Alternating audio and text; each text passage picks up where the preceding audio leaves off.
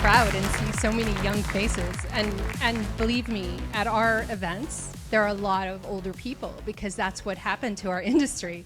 You know, while all the software companies were coming in, nobody was investing in hardware. So you're going to hear a lot of themes that we're all talking about, all the VCs, you know, how hard it is to get these hardware companies up and running.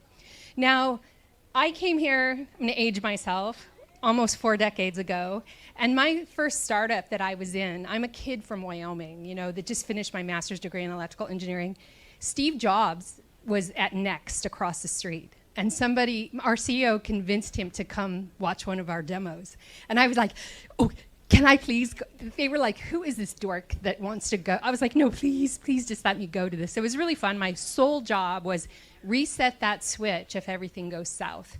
But it was super interesting for me to watch Steve Jobs, because there were not that many people in the room. But when he spoke, everyone stopped.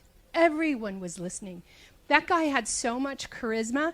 So he's talking, and pretty soon one of our engineers started laughing. And he goes, you don't know what you're talking about. And Steve started laughing and goes, yeah, you're right. But he kept talking. And he owned that room. And I thought, that's a super important thing to have. He had passion about what he was doing and what he was talking about. And I think all of you people who are going to be pitching, that is one lesson I wish all of you could take away. Even me. I wish, you know, I'm a geeky engineer. I wish I was a better speaker. But one thing you can do is you can show your passion for this idea that you have. Because when I'm done, when we do our screening process and I've just watched 30 pitches, the guy or the woman who had a ton of passion about what they were doing, that stays with me. And even if it's something that I didn't buy the first time, I'm going to go back and look at that. So that's one thing I want you guys to take away when you go pitch to these VCs for us. Like, be excited about what you're doing. Now let's see if I can get this moving here. Okay, so I have 10 minutes, well, now less than 10 minutes, to talk about accelerating the future. You know, how do we scale these ideas? Because it is a difficult problem. So I want, you know, back from when I started as an angel investor. And I put on here this software MVP because back then, it took about 6 months and $50,000 to get a decent MVP. And sometimes less, because this is the Silicon Valley. Everybody knew how to code. And they would just code it up on, you know, at night after their job. And so when they came to us, it was an easy investment to make because it didn't take that much money to get them to market. That is not the case with semiconductor startups. There's a high capital cost to do this. And everybody in this room knows that, you know, shake your head. And then time to market.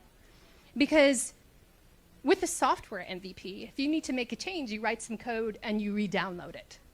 With hardware, design change, you know, you have tools you have to go through, and then the semiconductor manufacturing costs are big. So even if you know how to do your changes, TSMC is a big company. They're making a lot of chips for NVIDIA right now. It's hard to get into their schedule. So these are all important things that you guys have to remember. So what happens even if you get your chip designed and you're ready to go? I put this as the valley of death, just to be a little exciting. Why? Because like I said, if you need to make a change, you have these prohibitive tooling costs. It's not cheap to do this. It's hard to get on the thing. The prototype hurdle. When you're looking at hardware, and it was interesting because he shared who his customers were, you have to be able to drop that into more than one customer, probably, if you're talking to a VC. But what if the one customer who's the biggest customer needs a change? That's expensive. I see him laugh because he's like, oh, I've been there. And then these operational blind spots. How do you get to market? And how do you get your operations behind you? You guys are running lean organizations to start with. We don't have a lot of money to pay people to go do this. So it's really important to have good advisors on your team. So Silicon Catalyst, and I'll say, I think there's some people here who have been involved in Silicon Catalyst. This came about to address that very same thing. When Rick, who started it, was also an angel investor in our same group, is how do you get these companies to get funding? And the first thing we did is reach out to in-kind partners. So TSMC It gives them free shuttle runs. Synopsys, free tools. And we have a whole list of in-kind partners who help these companies. This one, the middle one, expert advisors, I honestly think this is the most important one. Because if you take a look at these guys who have been around, they know a thing or two. They've been there. They've made mistakes. And it's much easier to have them keep you out of that $3 million hole you're about to fall in than raise $6 million to fix it. So it's really important to get those advisors who know what's going on to help you. And I will say something for the Silicon Valley. There's a huge geek flag out there. Why are people interested in helping? Because you know what? I may have worked on this for 30 years and didn't figure it out. I want to know the next guy or woman up if they can figure it out. There's a lot of excitement about that. The investor network. One thing we did after we started Silicon Catalyst is we started our own angel group because we could see, look, we're getting non-dilutive funding for them from these in-kind, but we had a lot of investors say to us, I want to invest in this, but I don't understand the technology. So we tapped our own advisor network, many of them who'd built and exited their own companies to become angel investors. Now, it's not an easy group to get by. They're an irascible old bunch. And you hear quite often, oh, back when Jensen worked for me. So it's a hard thing, but they've been there. And once they sign up, these guys are very helpful. And I've learned a lot, honestly, just from sitting through our pitch meetings. Dr. Shiwei Sun joined Silicon Catalyst and helped us start our first fund. So he was a chairman of UMC, so he knows a thing or two about building chips. He also has the connections to find us the LPs who understand the time frame. Because investors who want to return in 2 to 3 years are not going to be happy with us if we're trying to nurture semiconductor startups.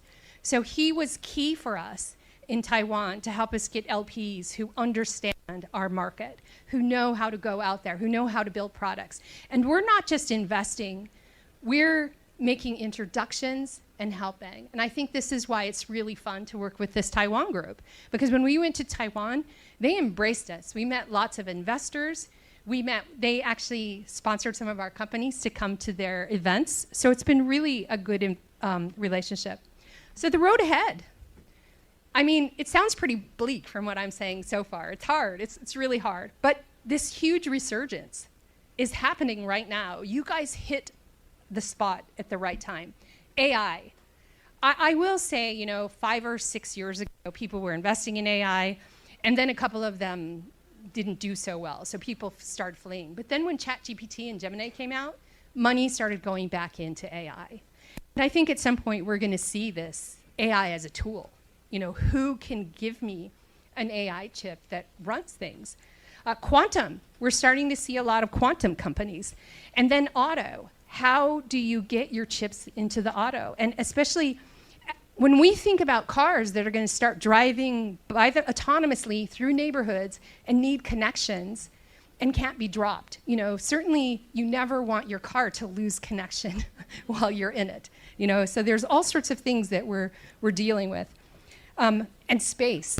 We were talking a little bit about where, what's the edge now? Well, our edge just turned into space because we're putting chips up on satellites. So it's a very exciting time for us. I ended with the future is built on hardware, because it really is. I think that you guys are in a good industry right now. We've all been saying, find the right ecosystem for you and lean into it. Let people help you. Find the geeks out there who are excited about and passionate about the technology. Okay.